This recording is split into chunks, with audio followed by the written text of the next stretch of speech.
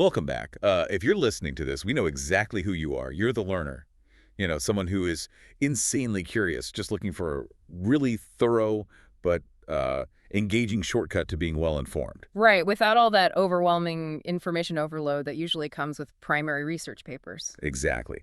And the goal of today's deep dive is to unpack a stack of just honestly mind-blowing sources Yeah. about a highly unique organism. We are looking at the biology, the chemistry, and the ecology of Geastrum rufescens, which is commonly known as the Rosy Earthstar. And it is an incredibly fitting name. But before we get into the biochemistry, I think we need to set the scene. Yeah, please do. Because the image from the source is wild. Like usually when you picture a walk in the woods after a rainstorm, you picture, damper moss, maybe a few normal mushrooms on a rotting log. Right, the typical standard fungi. Yeah, you expect nature to be peaceful. But hidden right under your boots in that wet leaf litter, there is this fungus that begins life as a buried debris-crusted sphere.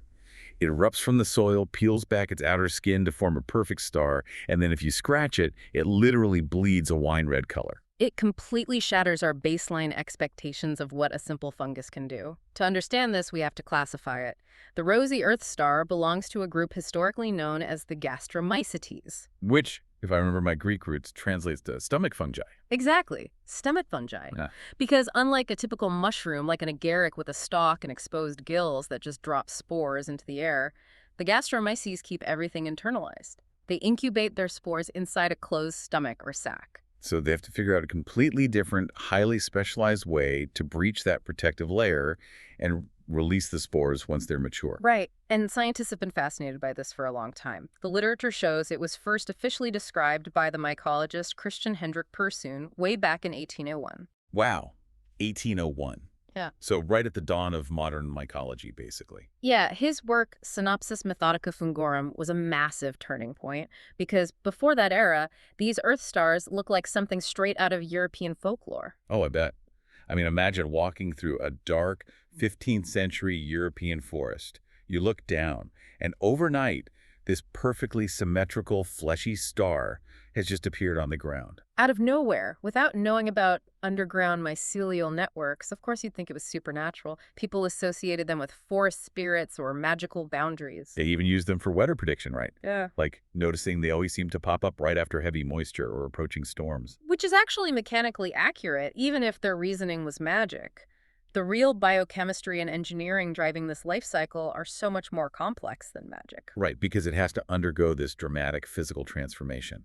It moves from a hidden, completely underground existence to a highly exposed life on the forest floor. And that takes an enormous amount of energy. So let's look at the early life cycle. It starts out hypogous, completely buried underground. It develops as this flattened, globose bulb, basically just an underground egg. Yeah, and the key diagnostic feature here is that the outer layer, the mycelial layer, is highly adhesive. So as it expands, it actively grabs onto sand, soil, leaf fragments, and just cements them to its exterior. It's building its own camouflage, like a ghillie suit made of environmental detritus. That's a perfect way to describe it.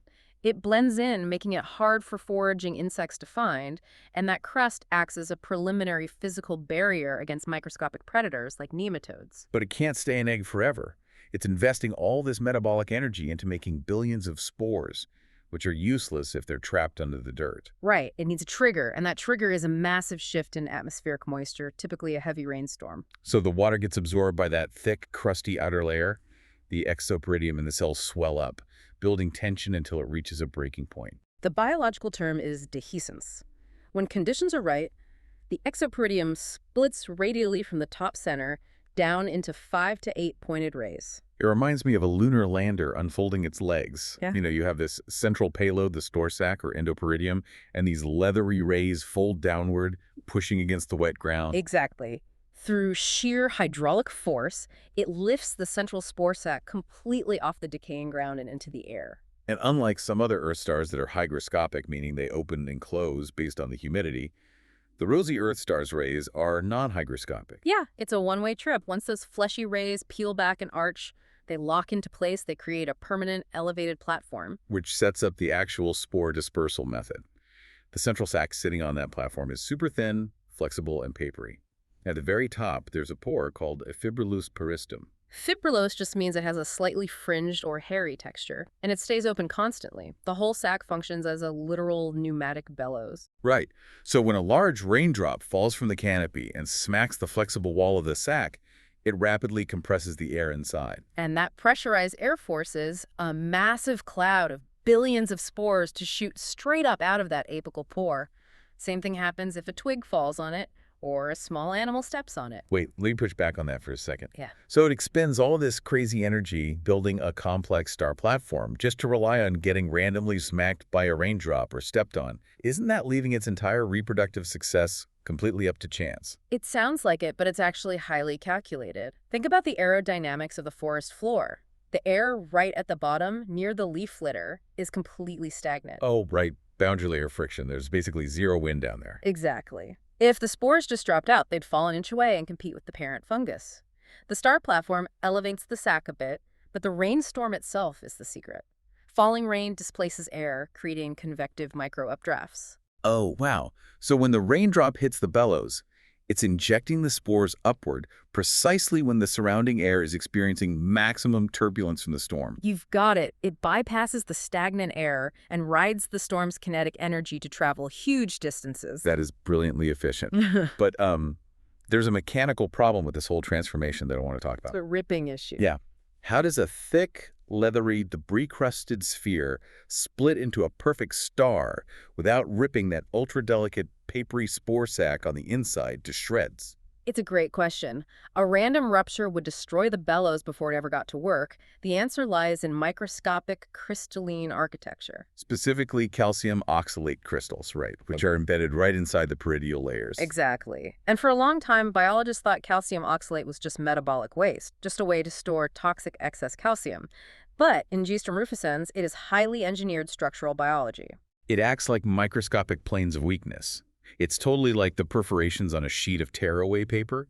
The fungus creates engineered seams so the outer skin splits exactly where it needs to. Yes. The energy of that hydraulic rupture is directed entirely outward along those crystalline fault lines, so the delicate inner sac is completely untouched. And the researchers actually mapped this out using X-ray diffraction and scanning electron microscopy. The crystallographic data is wild. It really is. They found 5 distinct morphological forms of calcium oxalate that appear in a very specific sequence. Let's break those down, because forms 1 and 2 show up right when the layers first start to separate, right? Right. These are small bipyramids. Think of 2 microscopic pyramids glued together at their bases. They are made of calcium oxalate dihydrate, which is called wetolite.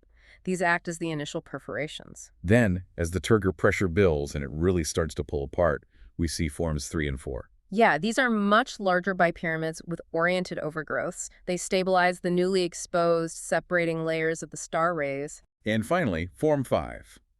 As the structure ages and the star is fully open, it recrystallizes entirely. It turns into these complex, interlocking rosettes of calcium oxalate monohydrate, or wobbolite. Quailite is incredibly hard. Just for context, that's the exact same mineral that makes up the densest human kidney stones. It's basically rock. And once the star is open, these Form 5 rosettes serve a secondary, absolutely crucial purpose: defense. Right, because now the inside of that thick, fleshy star is exposed to the forest floor. And that meaty tissue is basically a buffet for bugs.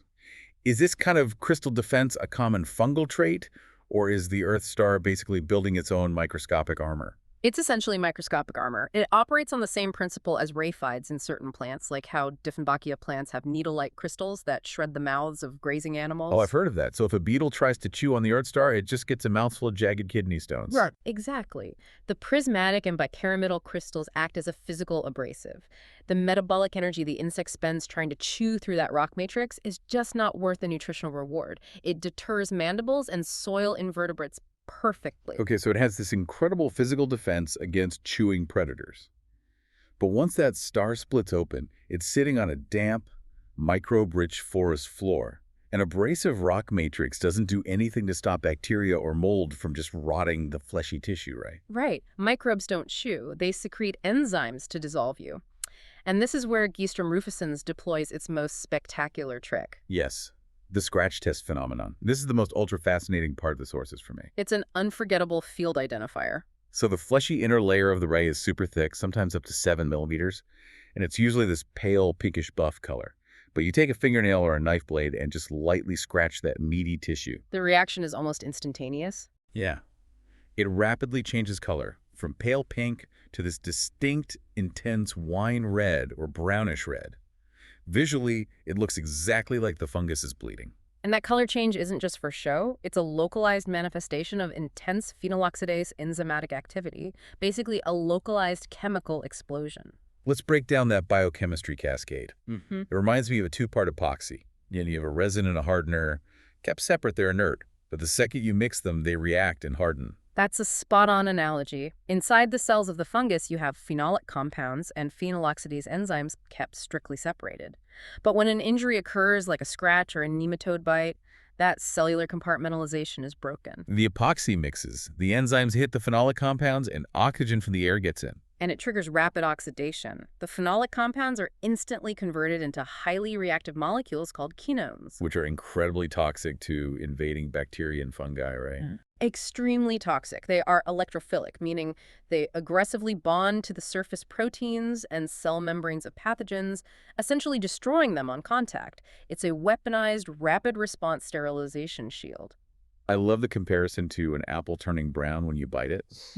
It's the same basic oxidation concept, but weaponized. Instead of just slowly rotting, the fungus is deploying a lethal chemical barrier. But the cascade doesn't just stop at ketones. Those molecules rapidly polymerize. They link together to form complex dark pigments called melanins. And that melanin is what actually gives it that deep, rosy, wine red pigment, right? Exactly. And that melanin serves massive evolutionary benefits. First, as we said, antimicrobial defense. Second is UV protection. Because now the inside of the organism is facing up toward the sun. Right. Solar radiation filtering through the canopy can cause severe DNA damage to the spores. The melanin acts as a heavy-duty chemical sunscreen, absorbing those UV photons. And the third benefit is structural hardening. Yes. The melanization process cross-links with the fungal cell walls, physically toughening the fleshy rays so they can survive in the wet leaf litter for months. Which gives the bellows more time to get hit by raindrops and disperse spores. But wait, if this chemical shield is so incredibly effective, why don't all Earthstars do it? Like, why is this such a unique identifier for the Rosy Earthstar compared to, say, the collared Earthstar, Geastrum triplex? It comes down to evolutionary trade-offs. Producing all these complex phenoloxidase enzymes and storing massive amounts of phenolic precursors is metabolically expensive. It costs a lot of energy. So it's an investment strategy. Exactly. Geastrum rufescens puts its money into a chemical defense budget. Other species, like Geastrum plex, put their energy into physical morphology. The collared Earthstar builds a prominent, thick, fleshy collar around its spore sac for physical protection instead. So they solved the same problem surviving the forest floor using completely different physiological budgets. Precisely. And that chemical budget in the Rosy Earthstar is staggering. If we look at its phytochemistry, it's basically a pharmaceutical reservoir. Which is wild because it's completely inedible due to its tough texture and all those calcium oxalate kidney stones. But internally, it's packed with bioactive compounds. The lipid profile alone is fascinating. The data shows a massive 55 to 60% concentration of linoleic acid, Which is an essential fatty acid. In humans, it's a precursor for regulatory molecules. But what does a fungus need it for? membrane fluidity. Polyunsaturated fats like linoleic acid have kinks in their molecular chains, which keeps the cell membranes flexible even when the temperature drops drastically on the forest floor.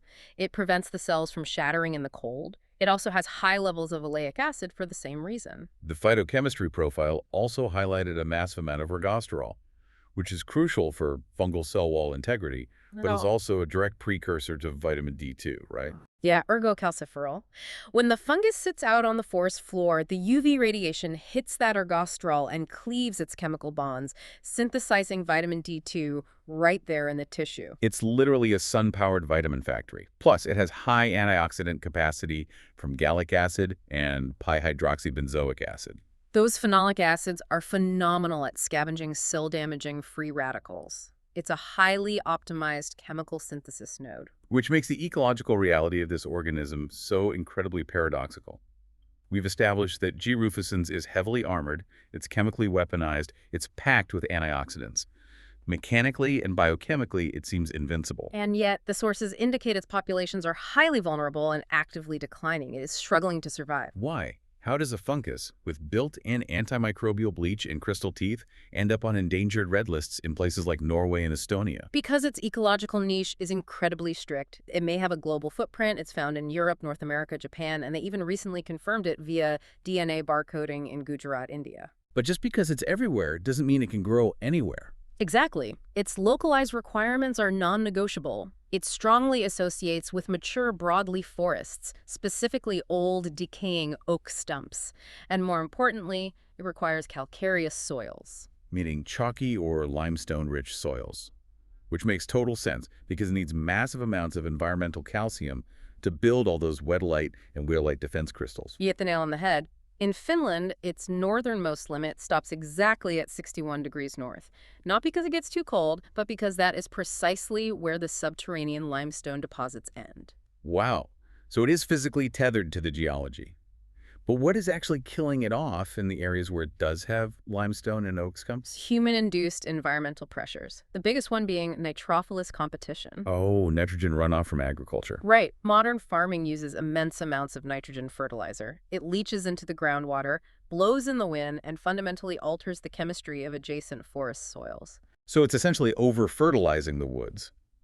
But wouldn't extra nutrients help the Earthstar grow? Actually, it does the exact opposite. Nitrogen is usually a limiting factor in a forest.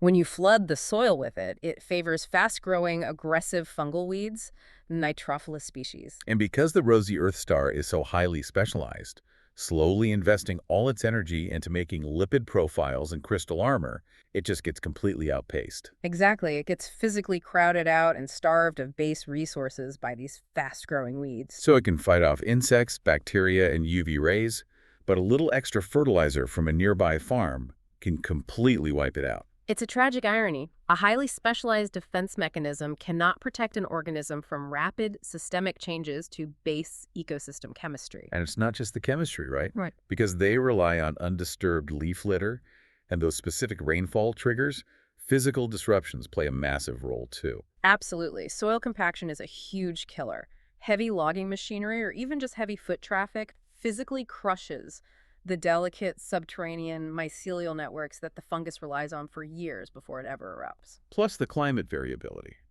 The populations in India coordinate exactly with the monsoons. In Texas, it's specific seasonal rains.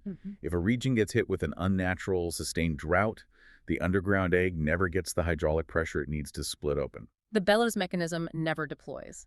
And eventually, the localized population just quietly goes extinct underground.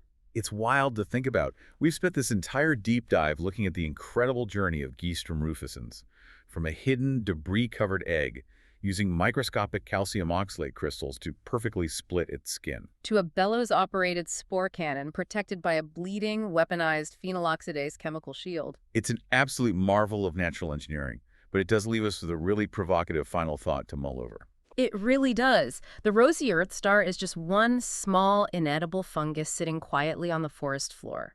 Yet it contains complex enzymatic cascades, unique crystal formations, and massive concentrations of medically relevant acids. Right. So if we are losing these specific habitats to nitrogen pollution and logging, how many other microscopic chemical factories and potential pharmaceutical breakthroughs are just disappearing before we even realize they exist? It's a sobering thought. Something to really think about the next time you're out walking in the woods.